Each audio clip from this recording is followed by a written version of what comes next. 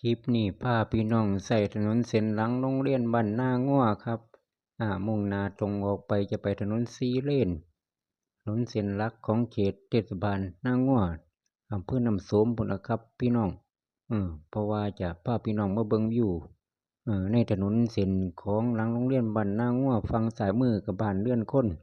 ฝั่งขวามือก็เป็นของโรงเรียนบ้านนางัวเด้อพี่น้องอ่าขี่ไม้ จะใส่ส้มวิวที่ทัดไปน้ำกันนะครับพี่น้องแต่ว่าสิพาพี่น้องเลี้ยวขวาออกไปเส้นถนนเส้นของหอพักของพักนี่ก็ได้ละพี่น้องเนาะก็คือว่าซอยข้างหน้านี่ละเพื่อจะทะลุออกไปสู่ถนนเส้น4 เลนก็ว่าได้เนาะพี่น้องถ้าตรงไปเป็นไปบ้านน้อยสันติสุขเลี้ยวขวาออกมาในซอยเส้นนี้ก็มีบ้านพักหอพักงามอยู่ดิพี่น้องสำหรับท่านใด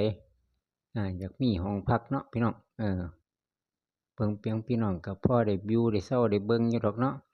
มาก็มาถึงหอพักเพิ่นก็งามไว้ดีพี่น้องฝั่งซ้ายมือหอพักมาหอดมาถึงถนน4 เลนแล้วครับพี่น้องเพิ่นกำลังพากันเก็บของคนของเดี๋ยวซ้ายมาออกมาถนน4 เลนมุ่งหน้าตรงไปจะพาพี่น้องออกไปพูนพุ่นละไปทางหน้าโรงเรียนใหญ่เพิ่นพุ่นเนาะพี่น้องอย่าพาพี่น้องแวะไปปั๊มก่อนเพื่อว่าจะไปทำธุระที่ปั๊มอาจจะไปซื้อกาแฟร้อนหรือว่าเติมน้ำมันก็ว่าได้พี่น้องแต่ว่าคลิปนี้ก็ประมาณนาทีกว่าพาพี่น้องเบิ่งวิวทิวทัศน์2 ทางไปคือเก่ามื้อนี้ก็